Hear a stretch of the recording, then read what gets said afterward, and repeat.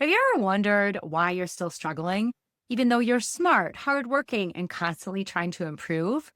Why you keep dropping balls, forgetting appointments, or get overwhelmed in loud spaces, even though your life looks successful on paper?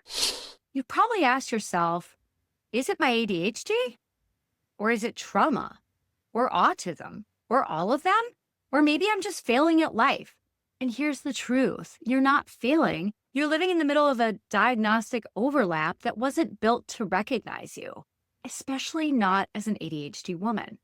Today, we're going to unpack that overlap. We'll explore how ADHD, autism, and trauma share similar traits, but have very different roots. We'll also talk about the importance of proper diagnosis, why it's been so hard to get one, and how you can actually start finding clarity, even if the system hasn't made it easy. Let's start here. Many of the women I work with spent decades feeling different without having the language for it. I did too. They succeeded, sort of, by overfunctioning, overpreparing, and overpleasing. Until eventually, we all burned out. And then they blamed themselves.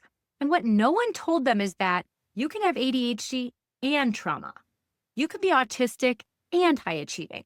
You can look successful while struggling deeply behind the scenes.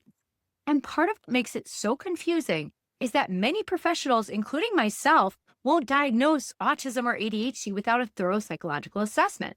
That's because these conditions overlap so much with each other and with trauma, we have to do the work to tease apart what's really going on. And up until recently, you couldn't even be diagnosed with both autism and ADHD. The DSM didn't allow it. So let's look at this Venn diagram created by Anna Clarke, a psychologist and play therapist with Divergent Futures, that I learned at a conference for the Center for Trauma Embodiment in 2024. This image shows the overlap between autism, ADHD, and complex trauma. And in the middle, that shared space, you see things like high burnout, emotion dysregulation, executive dysfunction, sensory sensitivity, social confusion or overwhelm, self-medicating, which could be things like with alcohol or pot or sugar, isolation. And if you're seeing yourself in more than one of those circles, that's not a flaw, it's just your lived experience. And it's real. Let's take a closer look at ADHD and autism, because this is where things can get confusing, especially for women. Both can include difficulty with transitions, sensory issues, trouble with unstructured time, challenges with social norms, and a deep need for stimulation or avoidance of it. They're not the same. ADHD often shows up with inconsistency, forgetfulness, difficulty prioritizing, verbal impulsivity, emotional swings like mood swings, and needing novelty and fast feedback, as well as time blindness. Autism, on the other hand, may show up more with a desire for sameness, sensory overload from unpredictability, difficulty intuitively picking up social cues, or monotropic focus, aka deep dives into topics of special interest. Where ADHD brains often seek stimulation, autistic brains may seek safety and predictability. And yes, you can have both. So now let's talk about ADHD and trauma. This one's especially tricky because ADHD can lead to trauma based on growing up in a society not designed for you and your brain. Trauma can mimic ADHD, and ADHD symptoms can be made worse by trauma.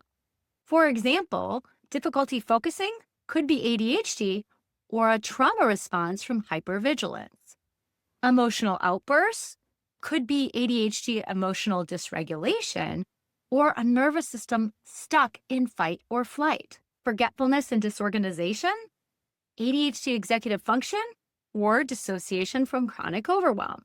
And because most women with ADHD grew up feeling wrong, lazy, or too much, or not enough, it's extremely common to carry developmental trauma, even if nothing obviously traumatic happened. The same is true for many autistic folks. If you grew up constantly being misunderstood, criticized, or corrected like to be a certain way that didn't make sense to you, or overwhelmed by your environment, that can be traumatic too. This is why diagnosis cannot be surface level. When a woman comes in saying, I've always felt different, but I don't know why, we need to consider all three circles. Is ADHD at play? Are there signs of autism that were overlooked because of masking? Is there trauma in the system that's been shaping everything? Because if we treat ADHD with a to-do list, when what you're really needing is nervous system healing, we're going to miss the mark. And if we treat trauma without recognizing executive function or sensory overload, the shame cycle just continues.